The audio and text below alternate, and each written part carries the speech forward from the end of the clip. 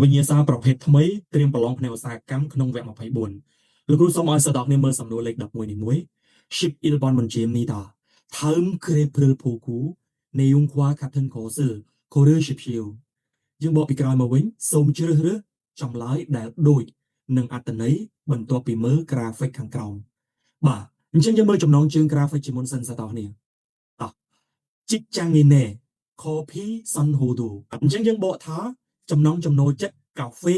របស់បុគ្គលិកការិយាល័យយើងទៅមើលសសរ graphic ទាំងអស់គ្នាថាតើមានប្រភេទកាហ្វេណាខ្លះដែលបុគ្គលិកការិយាល័យហ្នឹងគាត់ចូលចិត្តផឹកឬក៏គាត់ចូលចិត្តញ៉ាំជាងគេទី1 Americano បាទមានប្រមាណជាខ្ទង់13%ទេសិស្សទាំងអស់គ្នាយើងអាចស្មានបានបើគេអត់បានក្រិតលេខបានច្បាស់លាស់ចឹងទេទី2 Cafe Latte មកពីពាក្យ Cafe Latte នឹងឯងសិស្សទាំងអស់គ្នាពេលខ្លះលោកគ្រូអាន Cafe Latte ដែរសិស្សទាំងអស់គ្នា Cafe Latte តោះ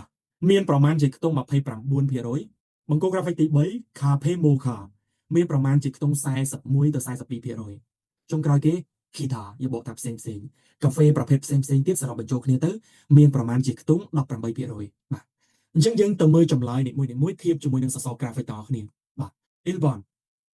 Chichang Interi Americano Pota Kita Coffee ឬ Tochwa Hamnita ប្រធានរបស់យើងកន្លែងនេះសិស្សទាំងគ្នាបុគ្គលិកការិយាល័យទាំងអស់ចូលចិត្តកាហ្វេផ្សេងហ្នឹងខ្លាំងជាង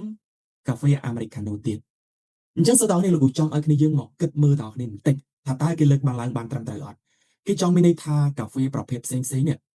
បើសរុបចូលគ្នាទាំងអស់ទៅគឺមានប្រមាណជាខ្ទង់បាទ18%បាទគេប្រាប់ថាគេចូលចិត្តកាហ្វេប្រភេទផ្សេងហ្នឹងជាង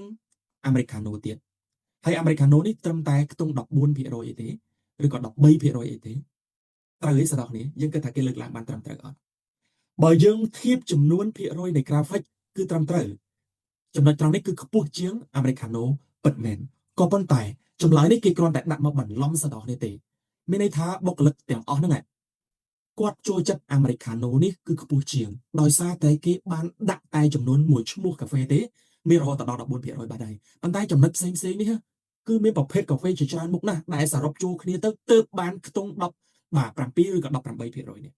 អញ្ចឹងមិនមែនមានន័យថាចំណុចត្រង់នេះវាច្រើនជាង Americano ដាច់ទេណាសិស្សទាំងគ្នាបាទគេអត់រាប់ចំនួនសរុបទេកន្លែងនេះគេចង់រាប់ចំនួន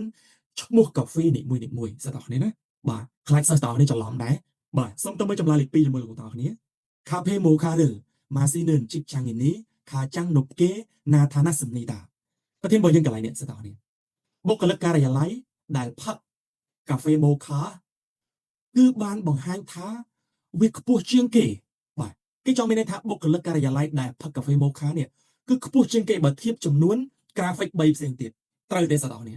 បាទត្រឹមត្រូវធៀបពិតទៅបុគ្គលិកការិយាល័យដែលចូលចិត្តកាហ្វេ Mocha នេះគឺខ្ពស់ជាងគេពិតប្រាកដមែនសិស្សទាំងគ្នាអញ្ចឹងចម្លើយទី2គឺជាចម្លើយដែលគេលើកឡើងបានត្រឹមត្រូវសូមមើលចម្លើយលេខ3សិស្សទាំងគ្នាSampon Expressionen Chicchanginteri Sanhohanen Coffee Chongyue Poham Twemnita ប្រធានរបស់យើងកន្លែងនេះយល់បងកន្លែងកាហ្វេ espresso នេះគេចង់មានន័យថាកាហ្វេ espresso ហ្នឹង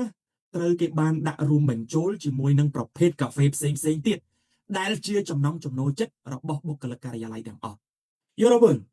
នៅក្នុងបង្គោល graphic នេះគេបានដាក់បញ្ចូលប្រភេទកាហ្វេ espresso បញ្ចូលទេសិស្សគ្នាអត់មានទេបាទអញ្ចឹងចម្លើយលេខ3ក៏ជាចម្លើយដែលគេលើកឡើងអត់ទាន់បានត្រឹមត្រូវដូចគ្នាបាទតោះយើងមើលចម្លើយលេខ4យល់បងSapon Cafe Latte អាមេរិកាណូនឿនពីសិទ្ធហាន់ចំមីសំនីតាប្រធានរបស់យើងកន្លែងនេះស្ដាប់កាហ្វេអាមេរិកាណូហើយនិងកាហ្វេឡាតេបាទវាមានចំណុចដូចគ្នាបាទមានចំណុចដូចគ្នាត្រង់នេះឬក៏វាមានចំណុចស្រដៀងគ្នាត្រង់នេះគឺសំដៅទៅលើភាគរយគេចង់មានន័យថាកាហ្វេអាមេរិកាណូនេះហើយនិងកាហ្វេឡាតេហ្នឹងគឺវាមានភាគរយដូចគ្នាមានចំណុចដូចគ្នាបាទអញ្ចឹងគេលើកឡើងអត់ទាន់បានត្រឹមត្រូវទេស្ដាប់នេះចម្លើយលេខ4នេះក៏ជាចម្លើយដែលគេលើកឡើងខុសដែរណាបាទអញ្ចឹងចម្លើយដែលត្រឹមត្រូវចម្លើយលេខ2ចង់ដាប៊ិនអ៊ីប៉ននីតាហើយលោកគ្រូក៏សូមឲ្យសិស្សទាំងនេះប្រយ័ត្នលើចម្លើយទី1ណាខ្លាចសិស្សទាំងនេះច្រឡំបាទគេអត់គិតចំនួនភាគរយសរុបទេ